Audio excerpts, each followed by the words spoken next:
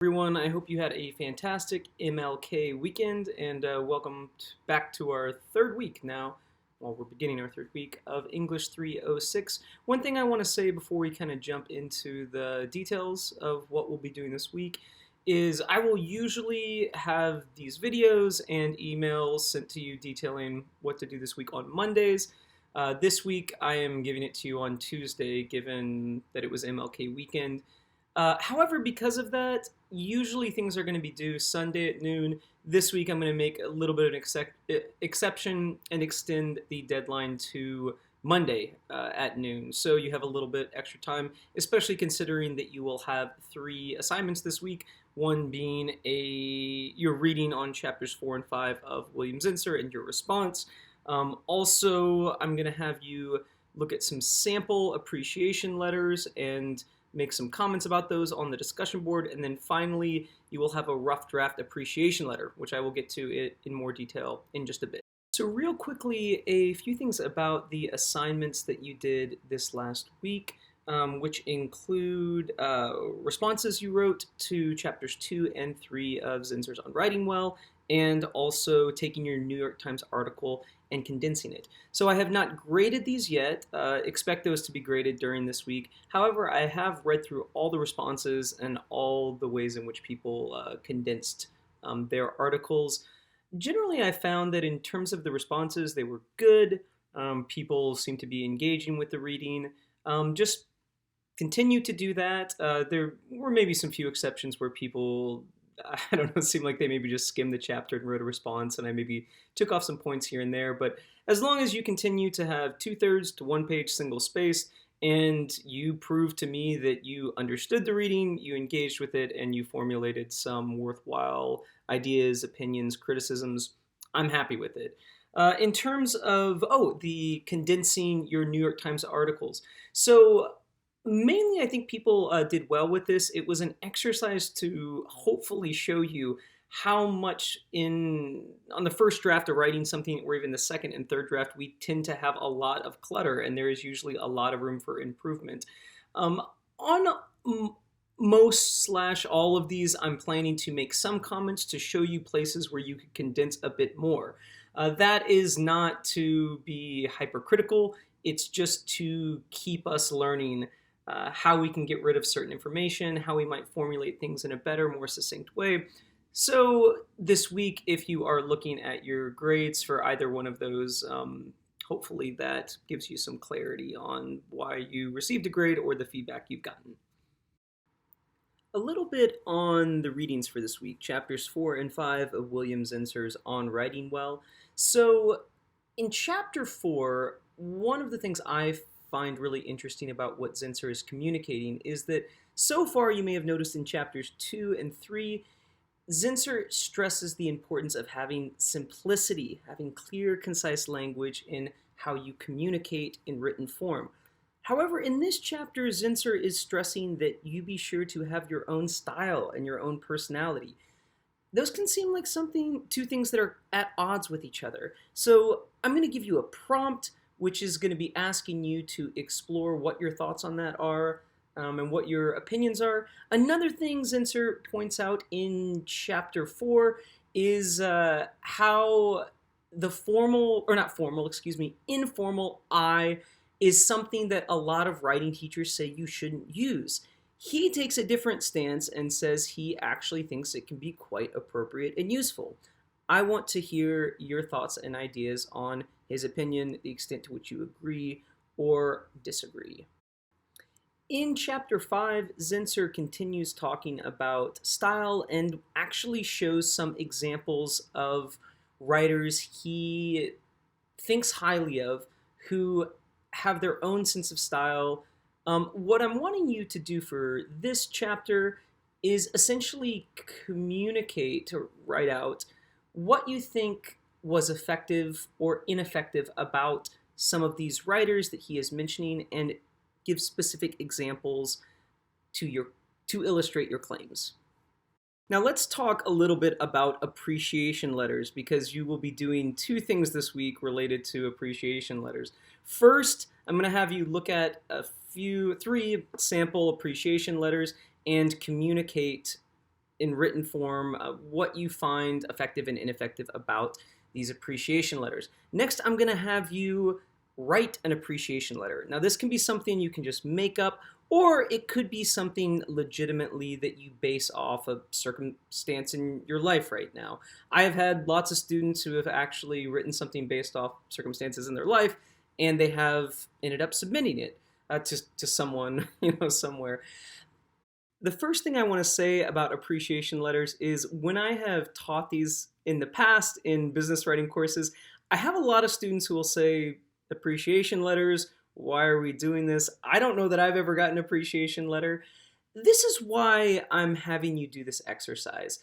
First off, I think that appreciation letters are something that can have an incredible impact both on people's lives and in the business world, where people actually show a sense of gratitude, and that can be helpful in terms of forming relationships with other people and getting ahead in the world.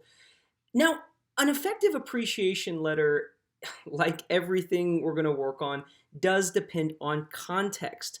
So when you write a rough draft this week of an appreciation letter, I want you to think about the context. The context of what the person's personality is like that you're writing this to, the work situation in which you are writing this, or if it's not a work situation, the other contextual factors that are going on. Some appreciation letters, depending upon the context, might warrant something that's really long and very sincere and very heartfelt. In some circumstances, something that is more concise and shorter and specific could work really well. It depends on the context. Everything is context, context, context. So that's what we'll be working on. As you are looking at the sample appreciation letters, feel free to be super critical of these. Also, one of the things you might ask about these sample appreciation letters I'm going to have you read is what information might be useful for you to know whether or not this is effective or not. The writers in these appreciation letters do not offer any of their context. I actually suggest that before you give me or your fellow students in the class your rough draft, you provide some context so we can gauge, oh, okay, yeah, based on that, this seems to be working well. So let me now walk through with you how you should submit these 3 assignments online and offer more details to clarify things. So if it were me, the first thing I would do is read chapters 4 and 5 of William Zinsser. Then what you will do is go to assignments. If you actually look again at the chapter responses, Zinsser's on Writing Well, click this. You can see right here, this is the actual prompt for what you will be responding to this week. In chapter 4, Zinsser stresses the importance of communicating in your own style, yet he still insists on the importance of stripping your words, phrases, and sentences down to their most essential components. To what extent do you agree with his take? To what degree do you think it is possible for you to write and edit in the various ways Zinsser suggests without losing your voice? Another question to respond to, Zinsser encourages writing in the first person, especially the use of I. Did you buy his pitch on how writing in the first person can be helpful, or do you remain doubtful, and why? And then finally, in chapter 5, Zinsser points out several writers he admires, including E.B. White, Minskin, and Herndon. Drawing from the text, what are some stylistic elements you either like or dislike about these writers and why? Be sure to provide examples, 2/3 to 1 page single-spaced. So you'll click right here, and then you will browse your computer and upload a Word document. Should be easy enough. Now, if it were me, the next thing I would do is read the sample appreciation letters and then respond on Blackboard, under the discussion board. The reason I would do this is because I feel that perhaps looking at some sample appreciation letters and evaluating what you think works well and doesn't might give you some idea and guidance in how you are going to formulate your rough draft. So you go to Tools. If you scroll down to Discussion Board, you will see for this week the prompt. Overall, what do you think are some good qualities to an appreciation letter and what should be avoided? examining the sample appreciation letters on Blackboard, what aspects do you think worked well in the examples, and what parts were you left with questions or thought did not work well? Be specific in your explanations. Now, to get to these sample appreciation letters, what you are going to do is go under course content right here. As you will see, sample appreciation letters, week 3, hit these right here, and you have 3 appreciation letters. Now, none of these offer context, and so something you might respond to in your discussion board post is, man, if I had more information about this, I could have maybe assessed if things were working or not. So look at these, read through them, and use that to then go to the discussion board and post your response right here. For your final assignment for the week, you will be doing your rough draft of your appreciation letter with, I suggest, a few sentences before giving context. Now, this is really important. You will need to upload this twice, once so that I can see it and evaluate it, and then a second time so that next week people will be able to peer review your draft. So for the first one, the first submission to me, you are going to click on Assignments. You are going to see right here rough drafts, open that folder, and appreciation letter rough draft. Here's the description. Click on that, upload your file, and submit it. Then for the second one, where you need to submit it, is if you go to Assignments, you click on, let's see, where is it here? Rough draft appreciation letter, click View Complete Assessment, and this is really important. Click on question 1 right here. This way you will be able to browse and upload your document and then hit submit. That should be all for this week. So remember to read chapters 4 and 5 and upload your response. Also remember to look at the sample appreciation letters and write your response on Blackboard.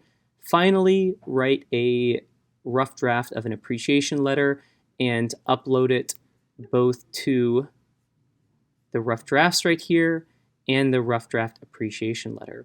Thank you all so much. I hope you have a wonderful week. Feel free to contact me if you have any other questions or concerns.